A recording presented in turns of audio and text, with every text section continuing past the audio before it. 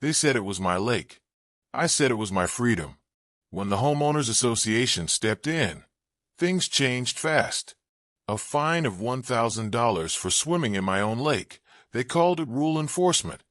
I called it theft of my right to breathe freely. A voice echoed in my head.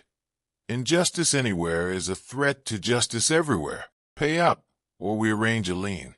The HOA president said it like a declaration of war. I thought, they can take the house, but not the home within me.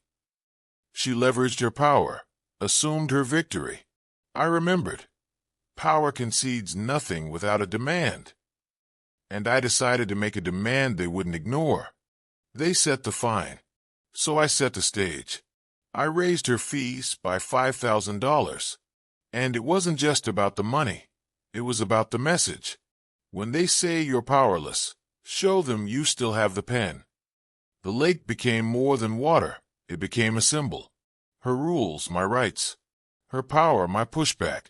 The fine was paid. The fees were raised. The power shifted.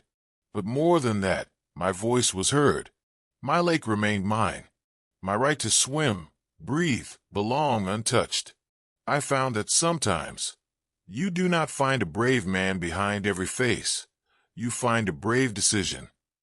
And I decided to stand. If they encroach on your space, don't beg. Build your boundary. If they fine you for living, live louder. Because in the end, a right delayed is a right denied. And I refused to be denied. Weeks passed, but the silence in the neighborhood grew heavier. They looked at me differently now, not as a rule breaker, but as a reminder. A reminder that control has limits. One morning, the HOA president crossed the street toward me. No clipboard, no papers, just quiet eyes.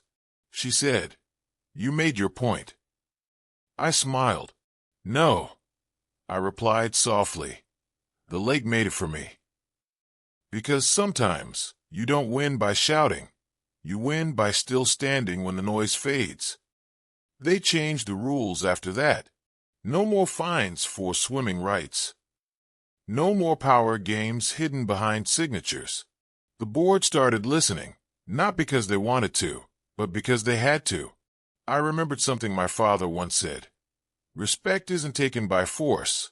It's built on the ruins of arrogance. And as I watched the water ripple in the morning light, I felt peace. The kind that comes when justice finally balances the scales. Power isn't about owning land or writing rules.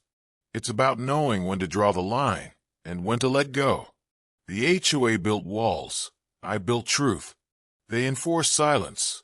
I created a story they couldn't erase. Because in the end, the strongest man is the one who stands alone, but stands for everyone.